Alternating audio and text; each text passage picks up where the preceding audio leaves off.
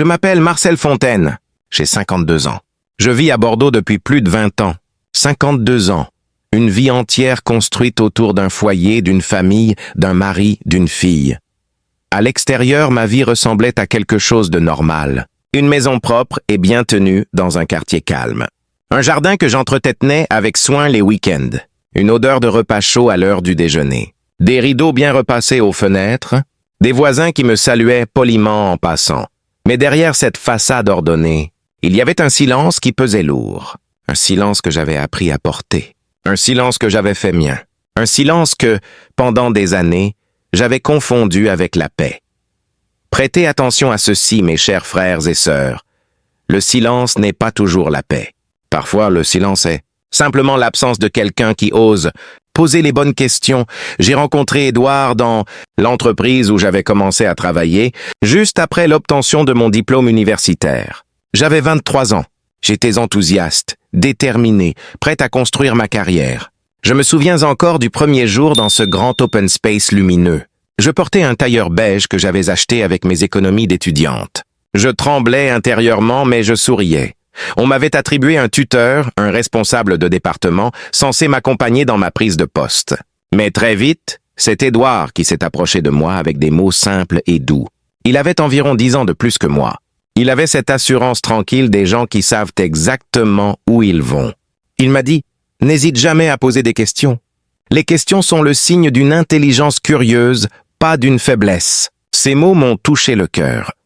Pendant des semaines, Édouard m'a patiemment guidé dans mon travail.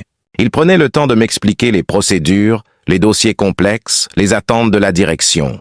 Et naturellement, entre nous, quelque chose a commencé à grandir. Une complicité, une confiance, un attachement.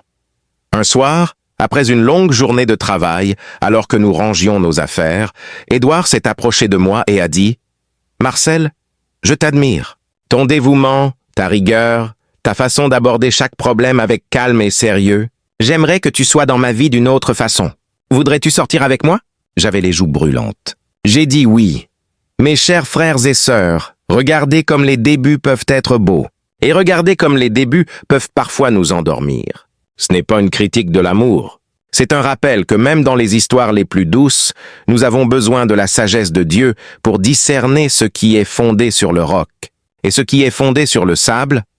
Matthieu 7, verset 24 dit « Celui qui entend mes paroles et les met en pratique sera semblable à un homme prudent qui a bâti sa maison sur le roc. » Nous avons commencé à nous fréquenter.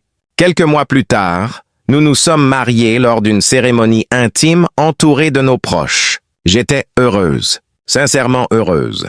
J'avais confiance en cet homme. Je croyais en notre avenir commun. Après notre mariage, Édouard avait insisté, fortement insisté, pour que je quitte mon emploi. Il était pressenti pour une grande promotion à l'époque. Son salaire allait considérablement augmenter. Il m'avait dit avec un sourire confiant « Marcel, tu n'as plus besoin de travailler. Je prends soin de toi. Ta place est ici, dans notre maison. Tu seras l'âme de ce foyer. » J'avais hésité. Travailler signifiait pour moi une forme d'indépendance, une identité propre, une contribution concrète à la société. Mais j'avais 26 ans. J'étais amoureuse. Et j'avais fait confiance. J'ai démissionné. Notez bien ceci, mes chers frères et sœurs, il n'est jamais mauvais de prendre soin de sa maison. Être mère et épouse est une vocation noble et digne. Mais cette vocation doit être choisie librement, dans un équilibre respectueux, jamais imposée comme une cage. 2 ans après notre mariage, j'ai appris que j'étais enceinte. Quand j'ai annoncé la nouvelle à Édouard, ses yeux se sont remplis de larmes. Des larmes de joie, apparemment. Il m'a pris dans ses bras et m'a dit « Merci, Marcel, merci. » Ce moment a été l'un des plus beaux de ma vie. Mais très vite, la grossesse s'est révélée difficile. Les nausées m'ont frappé violemment dès le 2e mois. Pas de simples petits malaises matinaux. Des nausées sévères qui duraient toute la journée.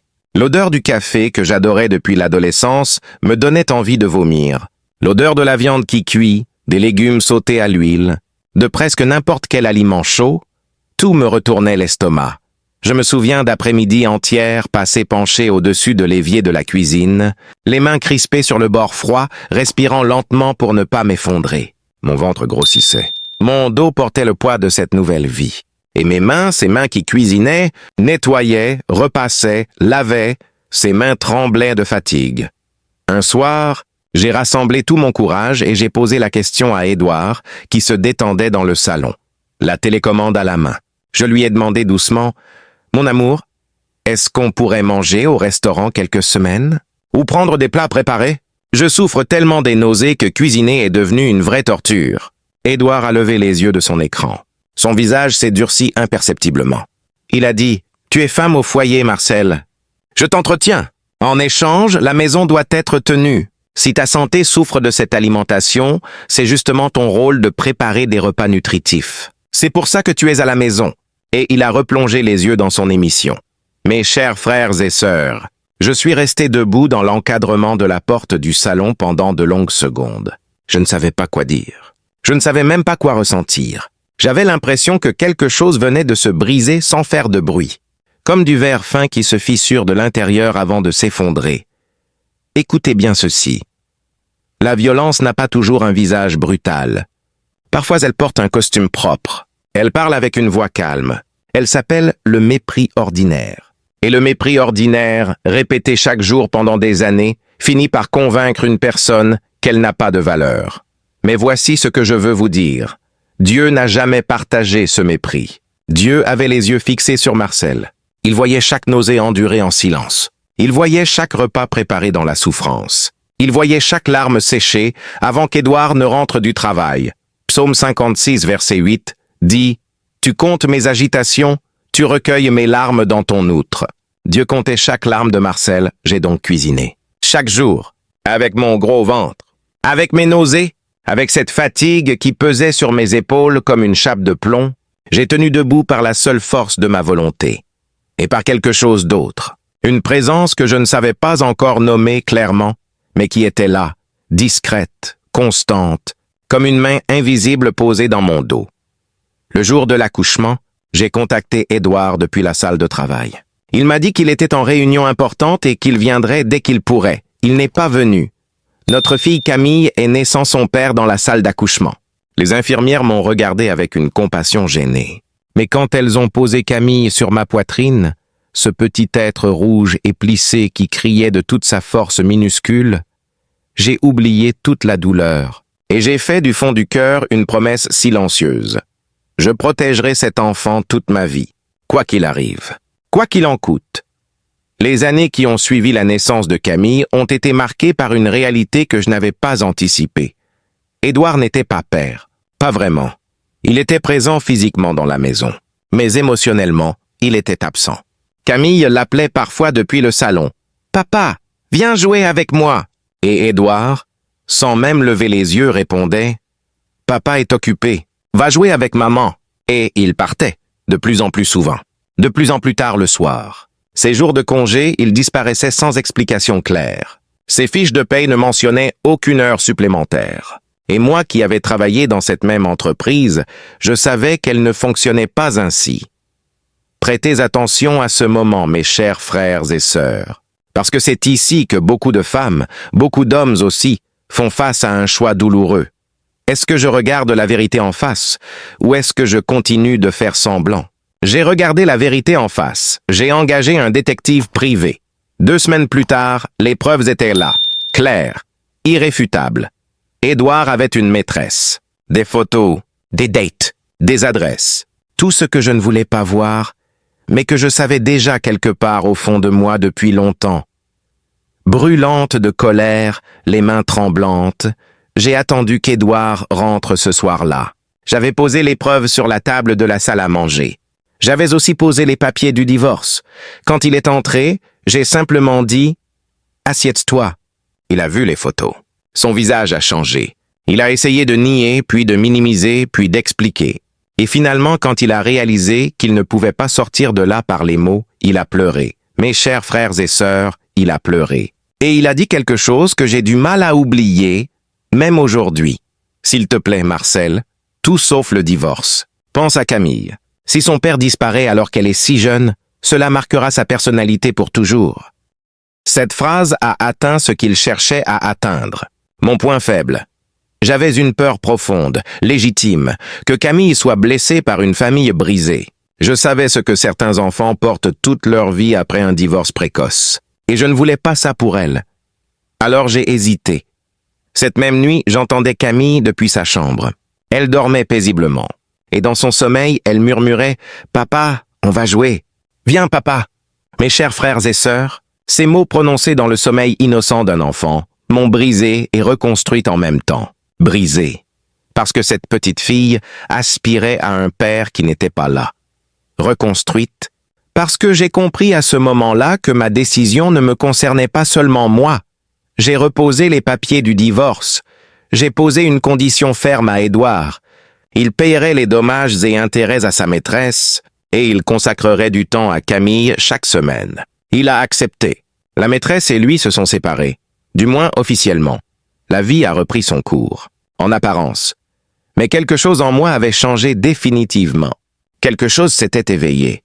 Une résolution, une détermination discrète mais inébranlable. Je ne pouvais plus me permettre de dépendre entièrement d'Édouard. Pour Camille, pour moi, pour l'avenir.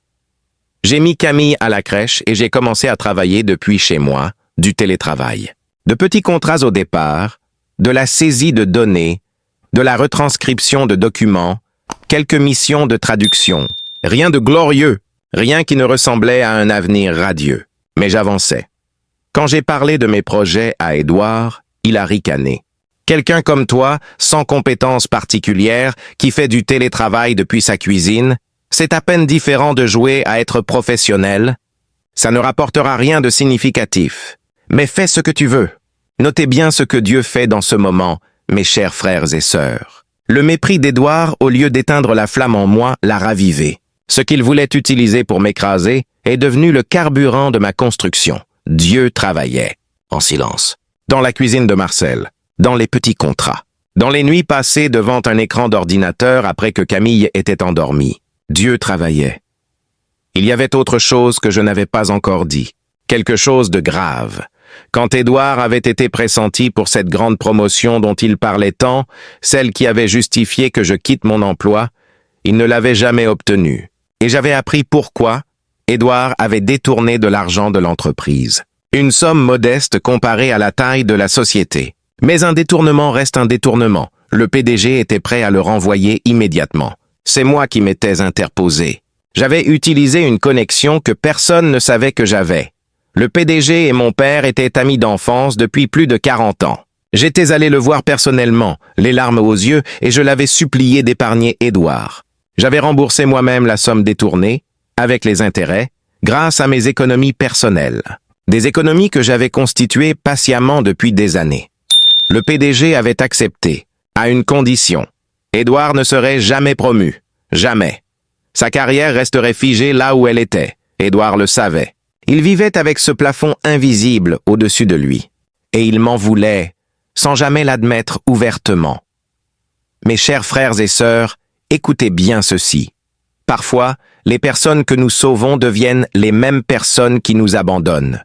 Ce n'est pas une leçon d'amertume, c'est une leçon d'humilité. Et c'est aussi un rappel que notre espérance ne doit pas reposer sur la gratitude des hommes, mais sur la fidélité de Dieu. Ésaïe 54, verset 5 dit « Ton Créateur est ton époux. » Le temps a passé. Camille a grandi. Elle est devenue une jeune femme brillante, rigoureuse, sensible. Elle a terminé ses études avec mention. Elle a trouvé un emploi dans le secteur numérique. Elle avait dépassé la vingtaine et pouvait vivre de manière indépendante. Mais inquiète pour moi, elle avait choisi de rester à la maison. Et Édouard, lui, a reçu une affectation à l'étranger. 3 ans. Il est parti. 3 ans pendant lesquels son existence a progressivement disparu de nos vies. 3 ans pendant lesquels Camille et moi avons construit quelque chose de beau, de solide, de vrai. Une relation mère-fille profonde. Un quotidien apaisé. Un foyer qui respirait enfin librement. Et moi, j'ai continué à travailler. Ces petits contrats de télétravail avaient évolué. J'avais fondé une petite structure pour aider d'autres femmes comme moi à trouver des opportunités professionnelles depuis chez elles. Mères au foyer, femmes isolées, personnes en reconversion. Des femmes que le monde avait mises de côté. Des femmes que j'avais comprises parce que j'étais l'une d'entre elles. Au début, je ne savais pas si ça tiendrait. Mais il y avait une demande inattendue, réelle, croissante. Les résultats ont commencé à parler d'eux-mêmes. L'entreprise a grandi.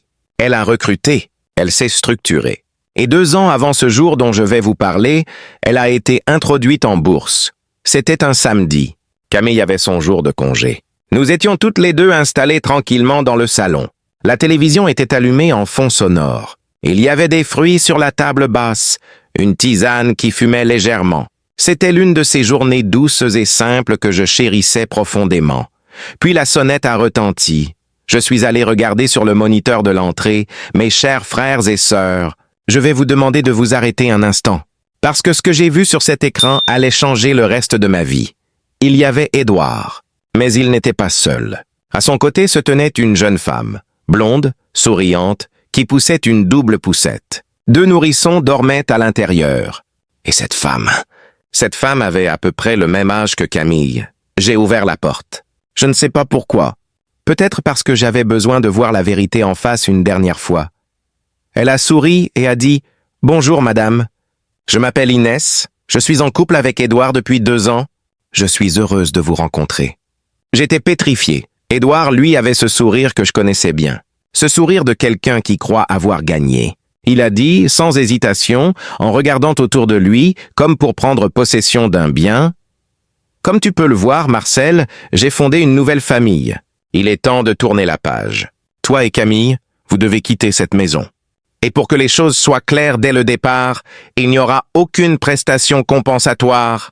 Aucune. » Inès a hoché la tête avec enthousiasme, comme si ce qu'il venait de dire était parfaitement raisonnable. Les bébés dormaient paisiblement dans la poussette. Ils ignoraient tout de ce qui se passait autour d'eux. Le silence dans la pièce était total. Puis Camille, que je n'avais pas entendu se lever, était maintenant debout à côté de moi. Elle a regardé son père. Elle a regardé Inès. Elle a regardé les bébés. Et puis, très calmement, elle a pointé la télévision et a dit « Papa, tu ne regardes pas les infos ?» Tout le monde s'est retourné vers l'écran. Un grand bandeau rouge défilait en bas de l'image. Flash économique. La PDG qui révolutionne le secteur du travail. À distance, chiffre d'affaires estimé entre 4 et 5 milliards d'euros. Et sur l'écran, en gros plan, lors d'une interview enregistrée la semaine précédente, mon visage. Édouard a poussé un cri de stupeur pure. Il a balbutié. Qu'est-ce qui se passe? Pourquoi? Comment? C'est toi? Inès a regardé l'écran. Regardez Édouard. Regardez l'écran encore. Ses yeux se sont écarquillés. Mes chers frères et sœurs, je vous invite à noter ce moment. Luc 12, verset 2 dit « Il n'y a rien de caché qui ne doive être découvert, rien de secret qui ne doive être connu. » Ce verset vaut pour tout ce que les hommes cachent dans l'ombre. Mais il vaut aussi pour ce que Dieu construit en silence dans la vie de ceux qu'il aime. J'ai expliqué calmement. Après l'entrée de Camille à la crèche, j'avais commencé à travailler à la maison. Petit contrat d'abord, puis une structure pour aider d'autres femmes dans des situations similaires à la mienne. Les résultats avaient dépassé toutes les attentes. Nous avions été introduits en bourse il y a 2 ans. Aujourd'hui, nous étions une entreprise de référence. Des milliers de candidatures, des partenariats internationaux, des équipes dans plusieurs villes. Édouard n'a pas répondu. Il était blanc comme un linge. Inès, elle, a rapidement changé de registre. Elle a demandé à Édouard. « Mais toi, tu gagnes bien ta vie aussi, non? Tu m'avais dit que tu étais directeur de département, que la promotion allait arriver bientôt. » J'ai regardé Édouard. Édouard a regardé ses chaussures. J'ai dit doucement, « Cette personne n'est pas directeur. Il n'a jamais été promu. Et il ne le sera jamais. » Inès a pâli. « Quoi ?» J'ai expliqué brièvement l'histoire du détournement. Le remboursement que j'avais effectué moi-même. L'accord avec le PDG. Le visage d'Inès est passé du blanc au rouge. Elle a attrapé Édouard par le bras. « Tu m'as menti. Sur tout? Sur ta carrière, ton argent, ton avenir ?» Édouard a essayé de l'amadouer avec des mots pathétiques sur l'amour et la force du couple. Inès n'écoutait plus, mais mes chers frères et sœurs, le plus fort n'était pas encore arrivé. Pendant que la tension entre Édouard et Inès montait, Camille est allée chercher quelque chose dans sa chambre. Elle est revenue avec une grande enveloppe Kraft. Elle l'a posée sur la table. Elle a sorti des documents, des photos, des relevés. Elle a dit, d'une voix ferme et posée qui m'a traversé jusqu'aux os, « Papa, je savais. J'étais au courant pour toi et Inès depuis le début. » Le silence qui a suivi cette phrase était d'une nature différente des précédents. Plus profond, plus lourd. Camille a tout expliqué. Une amie proche avait aperçu Édouard à Tokyo lors d'un voyage, alors qu'il était censé être en affectation dans une autre ville. Elle avait reconnu son visage sur une photo et avait alerté Camille. Camille avait alors engagé elle-même un détective privé, avec l'aide d'17 de mes parents qui avaient financé les frais d'investigation sans me le dire, pour ne pas m'inquiéter. Les preuves s'étaient accumulées. Les mouvements d'Édouard, ses rendez-vous avec Inès, les adresses, les dates, tout était là, dans cette enveloppe, minutieusement classée. Mais Camille avait gardé le silence, pour me protéger, parce qu'elle savait qu'Inès avait presque son âge. Et elle craignait que ce détail, cette humiliation supplémentaire, soit le coup de trop. Mes chers frères et sœurs, je vous demande de vous arrêter ici avec moi.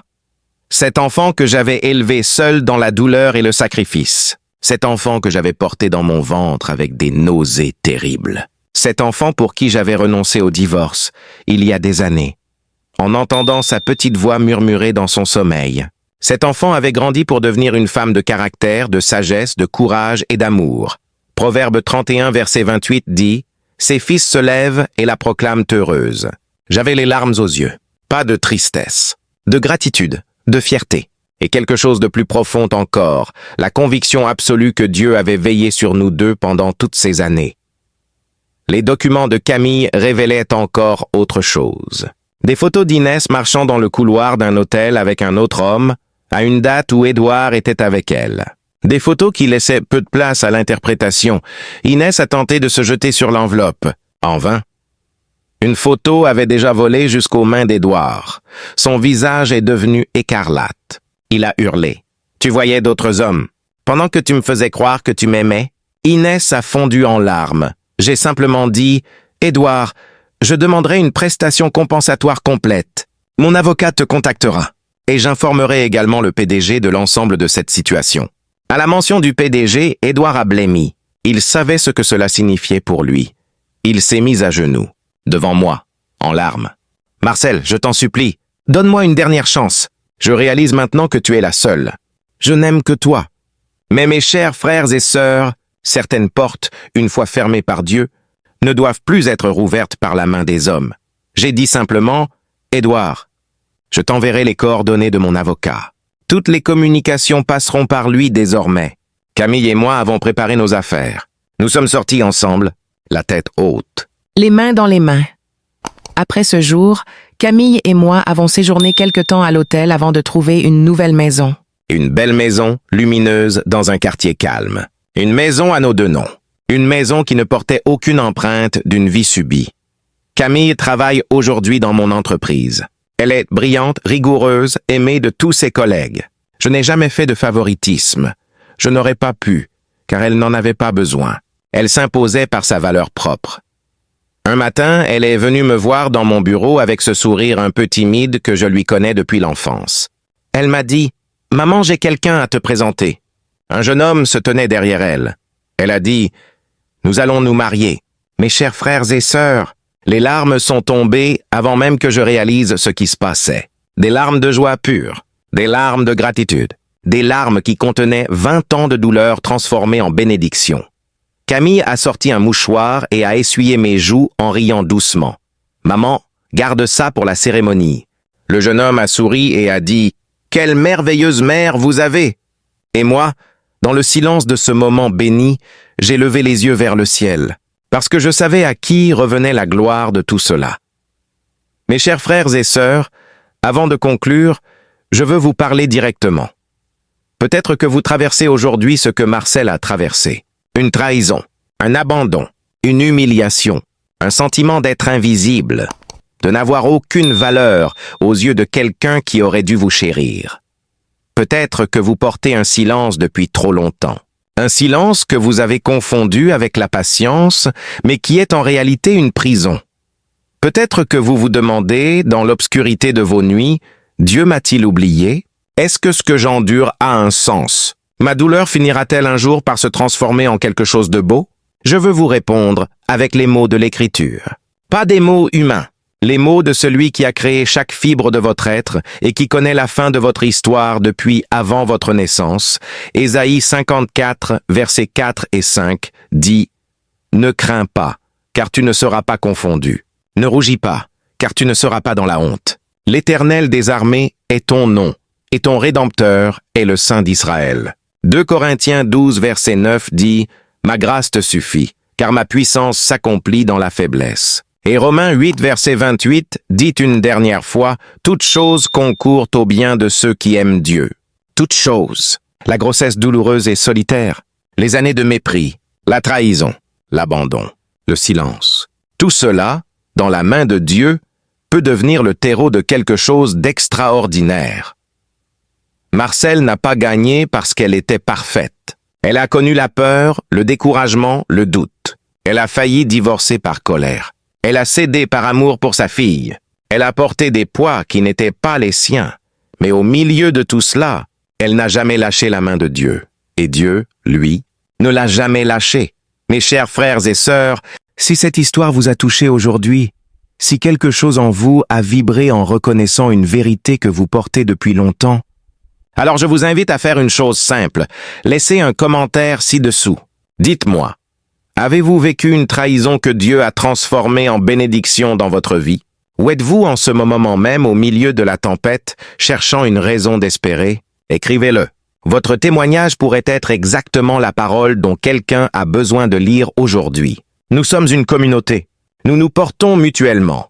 Si cette vidéo vous a parlé, likez-la. Cela permet à d'autres personnes de la découvrir. Et si vous n'êtes pas encore abonné à cette chaîne, abonnez-vous dès maintenant et activez la cloche de notification. Parce que chaque semaine, nous allons chercher ensemble ces vérités profondes qui transforment des vies. Je vous laisse sur cette pensée. Votre saison de restauration est peut-être plus proche que vous ne le pensez. Dieu vous voit, Dieu vous connaît, et Dieu n'a pas fini avec vous. À très bientôt, mes chers frères et sœurs. Que Dieu vous bénisse, vous garde, et fasse briller sur vous la lumière de sa face.